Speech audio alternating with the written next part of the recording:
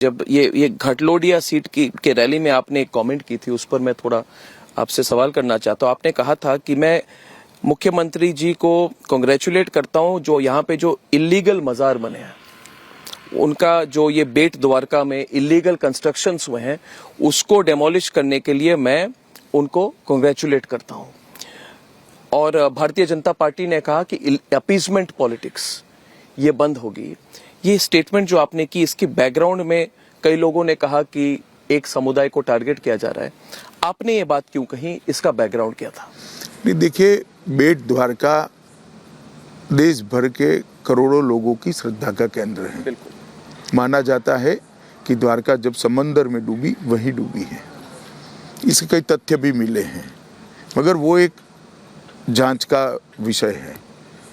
देश में किसी भी जगह पे, विशेषकर सीमांत क्षेत्र के अंदर और दरियाई सीमा के द्वीप पर अगर इलीगल एंक्रोचमेंट होते हैं तो वो राष्ट्रीय सुरक्षा के लिए खतरा है। और इलीगल एंक्रोचमेंट रिलीजियस बेसिस पर होते हैं तो और बड़ा खतरा है। और मैं अभी भी कहता हूं कि मैं गुजरात सरकार के मुख्यमंत्री और गुजरात सरकार के गृह मंत्री दोनों को बहुत बहुत अभिनंदन देना चाहता हूं कि बड़ी दृढ़ता के साथ ये सफाई इन्होंने की है। आपने बहुत क्लियरली कहा था, आपने कहा, ये स्पीच बहुत इंटरेस्टिंग थी, इस पर बहुत एनालिसिस हुई है। आपने कहा जितने लतीफ और इज्जू शेख हैं वहाँ पे शायद 2 क्रिमिनल थे, उनका नाम आपने लिया था, उनको एलिमिनेट किया जा रहा है। क्या आपको लगता है, आपने जो आप गृह मंत्री है देश के, क्या आपको लगता है कि ये सारे जो इलीगल एनक्रोचमेंट्स है इसके पीछे कोई दूसरी प्लानिंग है, कोई दूसरी डिजाइन है?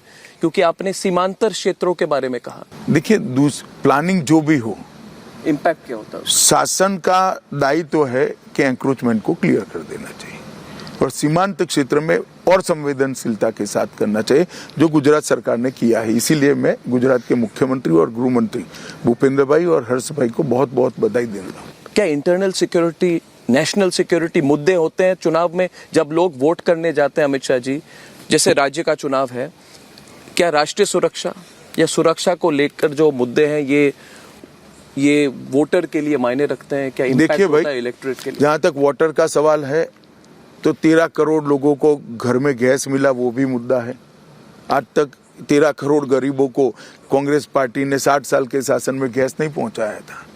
जहाँ तक चुनाव के मुद्दे का सवाल है, 10 करोड़ घरों में शौचालय पहुंचा 70 साल की आज़ादी के बाद, वो भी मुद्दा है। जहाँ तक चुनाव के मुद्दे का सवाल है, 8 करोड़ लोगों के घर में पहली बार नल से जल पहुंचा है, वो भी एक मुद्दा है।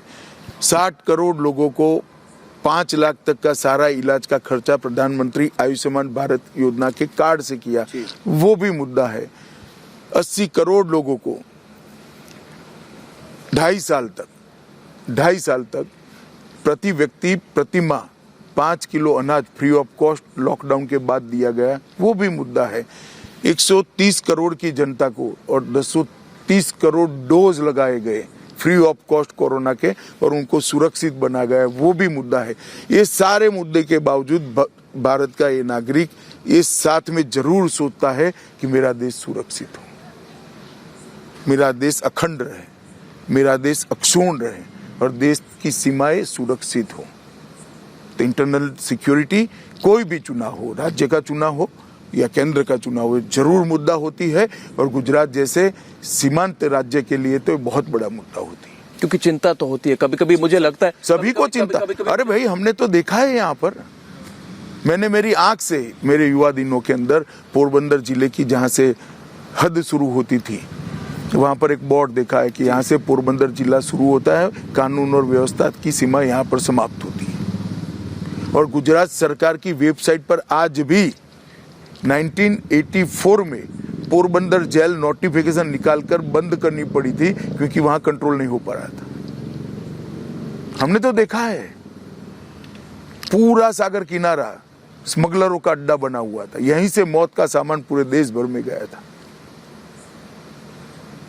आज भारतीय जनता पार्टी के और विशेषकर 2001 के बाद नरेंद्र भाई के शासन के बाद हमारी सीमाएं सुरक्षित हुई, परिंदा भी पैर नहीं मार सकता, स्मगलिंग की एक्टिविटी बंद हुई है।